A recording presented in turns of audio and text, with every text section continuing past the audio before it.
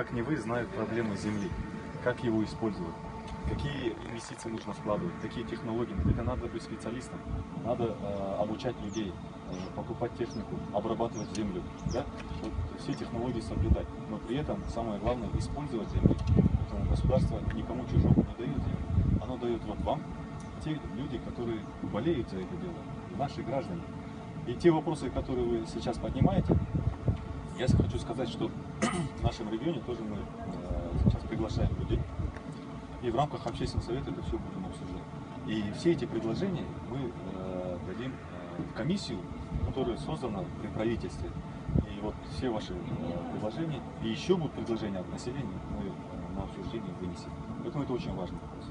Сондықтан сіздің айтқан мәселе өте орынды. Себебі жердің айналасында оны қолдана білетін, жерді дұрыс игеретін, тиімді игеретін, өзінің жаңа жаны ашитын технологиясын қолданатын азаматтар ғана болу керек. Сосын жаңа өзіңіз айтқан халықтың арасындағы өзінің малы бар, жеке малы бар, оны жайылатын жер керек. Сол мәселелерді ұсыныстарыңыз өте орынды. Біз осындай өзіңіз сияқты және тағы да біздің өңірдің тұрғындарын шақырып, қоғамдық кеңесте соның бәрін талқылаймыз.